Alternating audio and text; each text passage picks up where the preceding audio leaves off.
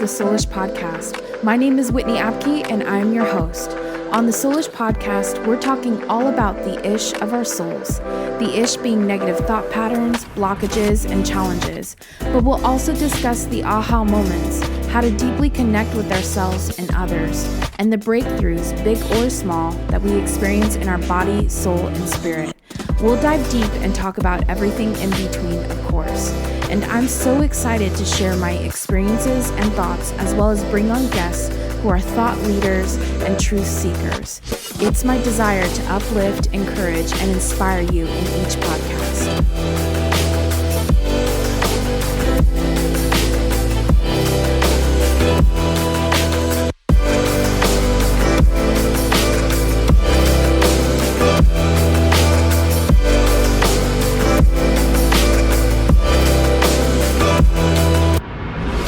Welcome to another episode of the Soulish Podcast. Thank you so much for being here. I'm so happy to have you here. And I hope that you all are having a wonderful Christmas holiday season. I hope that in this last month of 2020 that you're able to enjoy it, that you're able to take time safely with friends and family. And if you're not, that you at least are able to Zoom and see them and at least have a lot of FaceTimes and calls. And, it's just funny because we didn't realize how much we were able to connect virtually. And even though it's not as good as in person, I am FaceTiming more than I've ever FaceTimed and Zooming more than I've ever Zoomed in my entire life. And I find it easier to connect with family or friends that are outside of my state or outside of my city. And I find myself connecting a lot more. And so that's one takeaway that's a positive that I see in my own life. And I hope that you're able to do that as well. In this episode, we are going to be talking about 2020 and reflecting on 2020, the major events that have happened, because I believe that when things happen that even don't directly impact us or our lives or affect us in any way, but we just hear about it on the news, I think that still affects us. It affects our mind. It affects our emotions, right? We're still impacted energetically from things that have been going on. And so I wanted to reflect on the major events of 2020 so that we can honestly take a bow and realize, wow, we've been through some shit this year. And also noticing the gifts and realizing the gifts that we have been given through everything that has tried us and tested us and seen what we're made of this year. And so this is going to be an episode that is not a downer, that is not a bummer, wow, this year sucked. It's going to be a positive, uplifting episode because that's my goal always, is to inform, is to talk about, to share, to relate, and to uplift and inspire you. And so as we go through these events, I just kind of want to talk about them and talk about what I think has happened and the impact that it's had on us and the good that we can take away from it. The first major event that happened in 2020 actually started in December 2019, and it went into the new year, and that was the Australian bushfires. I don't know if you guys remember that because a lot has happened since then, but it was awful to watch because of the impact on some of our most favorite animals like kangaroos and koalas. Like at least for here in America, we love those koalas and those kangaroos, and they're just such unique animals and precious, and they're native to Australia. So it's like if they go, then that's it. And it's going to be very difficult to get the species back. And so it burned over 47 million acres and displaced thousands of people, as well as killed at least 34 people that we know of. But it destroyed so much wildlife and so much wildlife terrain. And so it's definitely been a time of rebuilding for Australia, and still throughout 2020 has taken a lot. It's going to be a lot for them to rebuild, and then also to make sure that this doesn't happen the same time next year, which I know just from the California wildfires that have been happening, it's really easy for the next season to be just as bad, if not worse, because there was a previous fire there, which I did not know until we went through this really bad couple years of really bad fires. The good takeaway that I see from the Australian bushfires is that here in the United States, and I'm sure everyone else in the entire world grieved when we saw the destruction. And what was so cool was to see how many people, it didn't matter who they were and what they were doing in that moment, to save the animals was the top priority. And that just really brought so much warmth to my heart to see that people could get out of their routine and could stop everything for the sake of other beings and for the sake of saving what they know is precious to them and their country, as well as just the world. Like, these animals are precious and every being is valuable to Earth, to us as a people. And so it was so heartwarming and also devastating, but it was uplifting and so encouraging to see people step in from all walks of life. It did not matter. And to the lengths that they went to jeopardize their own safety in order to save a koala or save a bunny or save a bird, or did not matter what it was that they were saving. The animal being saved and not burned alive was more important. And I just thought that was beautiful. The next event that hit us quite early on in the year, and just from what I know, is that the coronavirus was birthed, they believe, somewhere around late October, early November, but it hit the States in December. There was like 1 or 2 cases that they now can trace back, but we didn't really know about it until about February, March, when it started becoming a big issue. And it really kind of started, if I remember, back in like Washington. It started here on the West Coast, and we knew about it from Europe and what they were seeing, and especially Italy got hit really hard. But now this virus has spread across the globe, and it's more than 20 million people contracting the virus. And this virus, as we all know, has definitely impacted our lives. And it was very difficult to get basic needs like toilet paper, toothpaste, forget hand sanitizer or Lysol. Any kind of cleaning product was gone and wiped from the shelves. So you had what you had at your house. And that was okay. I get that people get scared and that they tend to, mass buy and hoard other products. But we kind of learned the hard way that this is what happens when there's something to fear, is that we kind of resource buy and we don't think of other people by default. And I kind of saw that here in California and was very much disappointed, because it wasn't just here in California, it was definitely around the whole world, right? And especially the US. But in the US, we have this mentality that we'll never run out, that we'll never be in need of something that is an essential part of our lives, like toilet paper to wipe our asses. Oh my, how we were woken up real quick, realizing if we mass buy like this, if everyone continues to buy up everything that they can, we are in trouble, because that is going to leave our comrades with having to find other resources like Kleenex to wipe their asses. It's sad that we have to have the government step in, and stores have to tell you can only buy 1 carton of eggs or 2 carton of eggs at a time, that you can only buy 1 thing of hand sanitizer or 1 thing of toilet paper, that we have to be told to do that in order for us to think like, oh yeah, that's right, there's other people that exist here. I think in this moment, it was a great learning experience for those who were open to that learning experience. For me, it definitely caused me to do a heart check to see where else in my life do I do this? Because I'm sure, like many of you, many of us, right, that we by default want to self-preserve, right? We ultimately are in it for ourselves, but the beautiful thing is that when we think outside of ourselves and when we consider that there are other people that also matter, that also need the same resource, that then we actually become more community conscious, and that actually enhances our life. And I also noticed that people, because of COVID, it's like you avoid everybody, right? including even looking or acknowledging somebody. And so I found myself doing that I was kind of like, walking through the store trying to avoid people. And I just realized, I need to be community mindful, and I need to not contribute to the fear by being afraid myself, because I believe that I have a destiny, I have a calling, I have a purpose on my life like you do.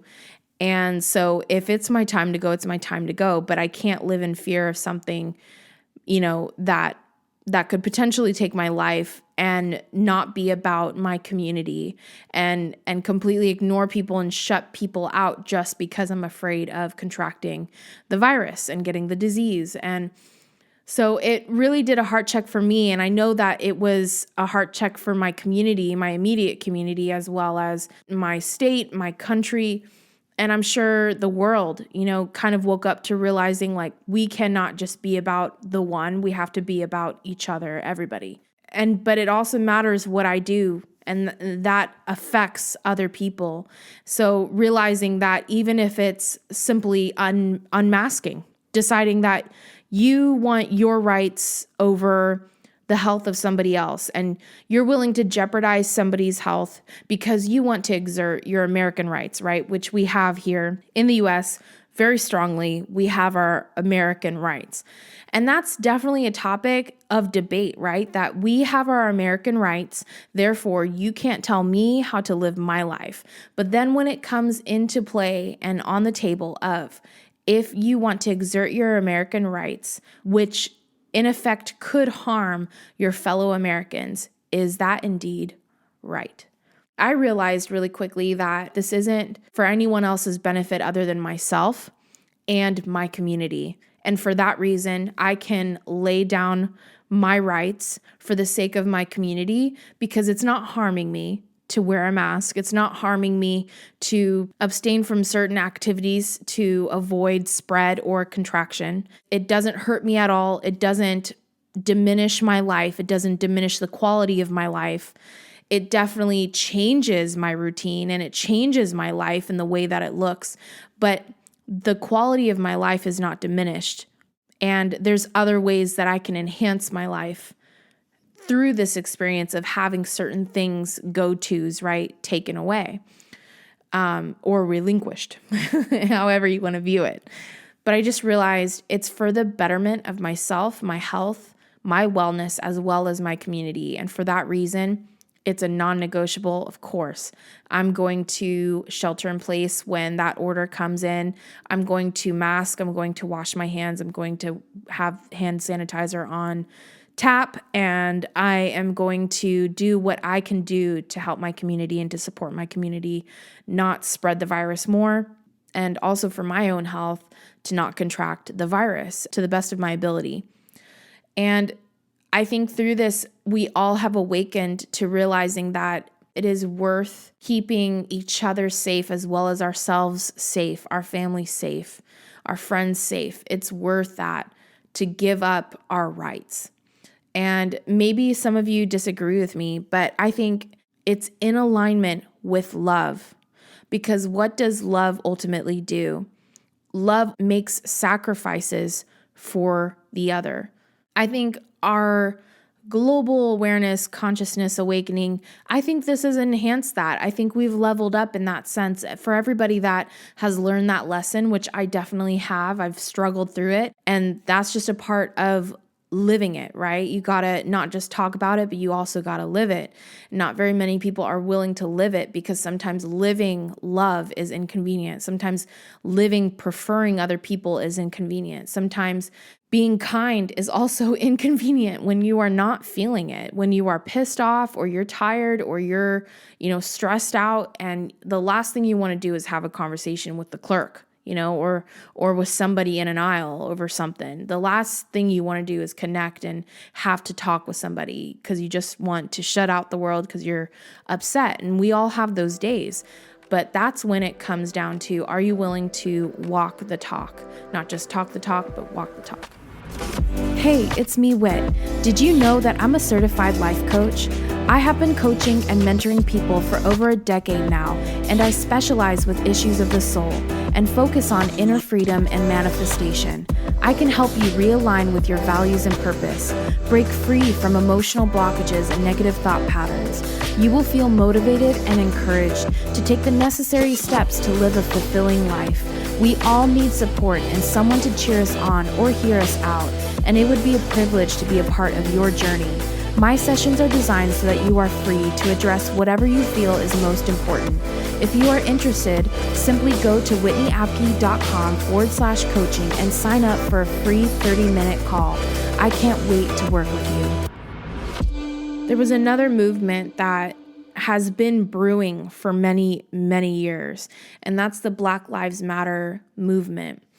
And this year, it really exploded, and it exploded in not the best of ways. It wasn't very peaceful. It actually was violent. But then there were a lot of peaceful protests and demonstrations. But the riots and the mass vandalism and stealing out of stores and things like that were definitely some of the negatives that happened during this movement becoming something very prominent in our country, very loud in our country, which it very much needed to be.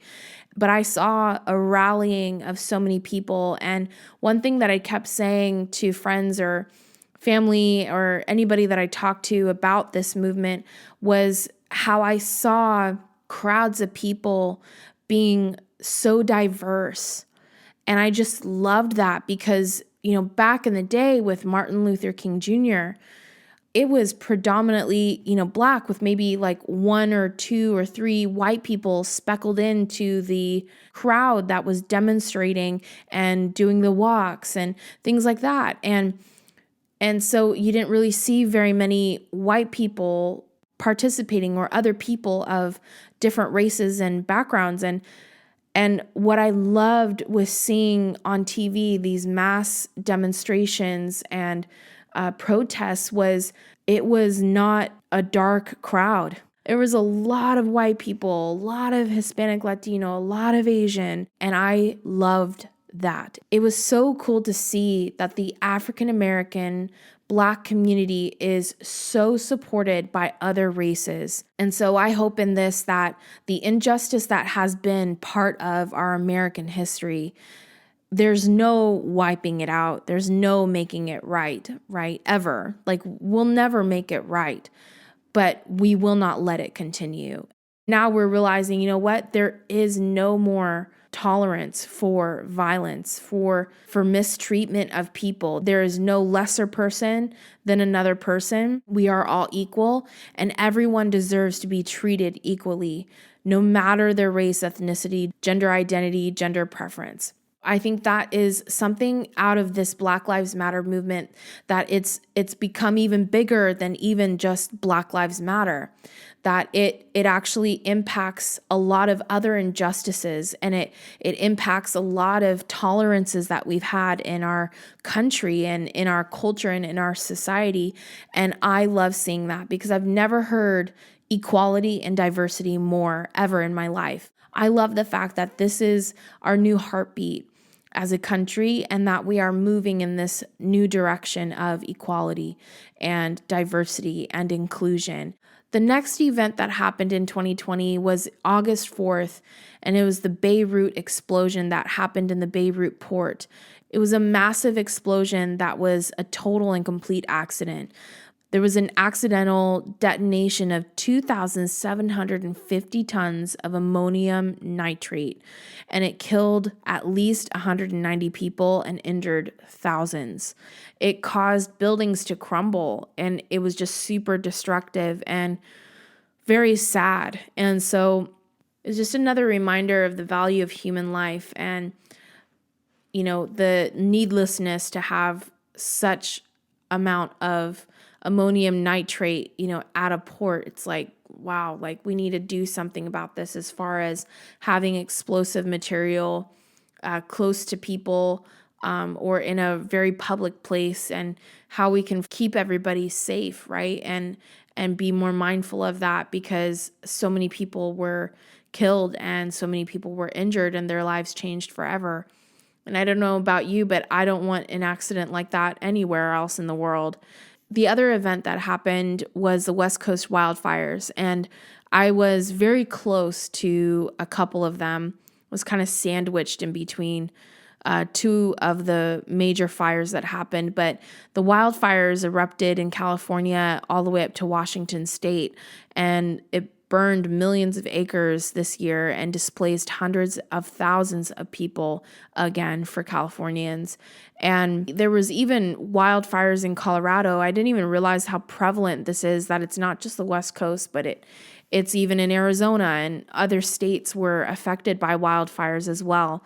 And it's just another reminder that we need to be better about our planet and treat our planet better, and do what we can to minimize emissions, minimize use. For me, I'm realizing that I really want to minimize on, like, even my Amazon packages, right? I'm here, I have to stay at home, but I want to minimize the amount of traffic that I'm causing by all my Amazon orders.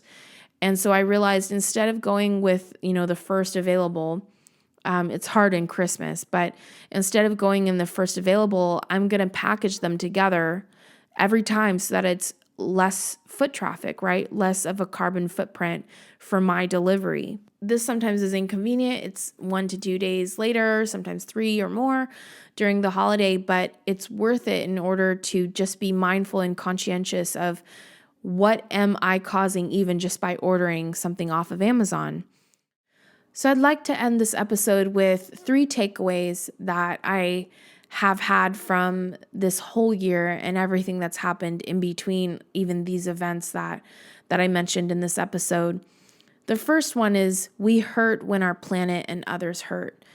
And I think for the first time since 9/11, I felt the same feelings or similar feelings, and even energetically felt the same similar energies around when COVID became a real issue. And I know it has to do with the loss, and it has to do with that grief as well as that fear. And so for the first time, I realized, we are really all connected. When it was really going down in Italy and other countries, and it wasn't so hard here yet in the US, I saw how we still were very much affected, and I still felt it as well myself, of the heaviness of seeing so many people sick and dying.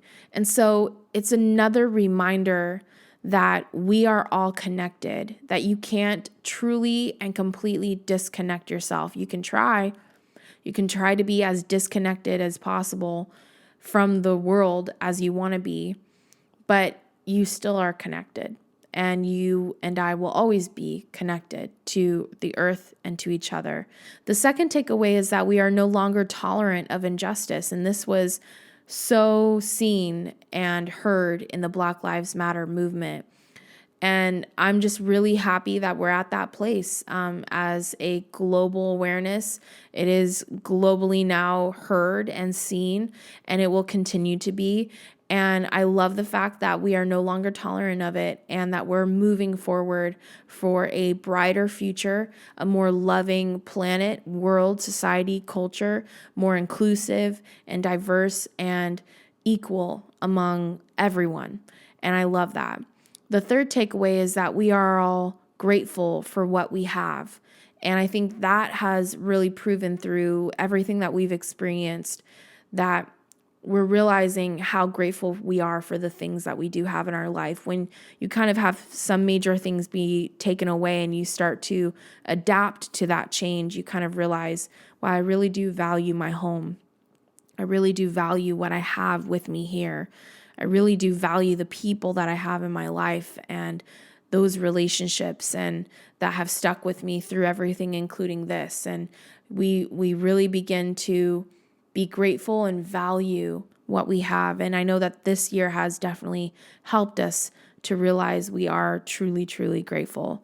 And so I encourage you, if you've struggled a lot this year, which I know many of us have, including myself, if you've struggled, definitely switch that stress, that anger or resentment or frustration, turn that into gratitude, turn that into thankfulness. Just begin thinking about what you have and what you're grateful for, what you're thankful for, instead of what you don't have and what's going wrong and what's not going according to your plan.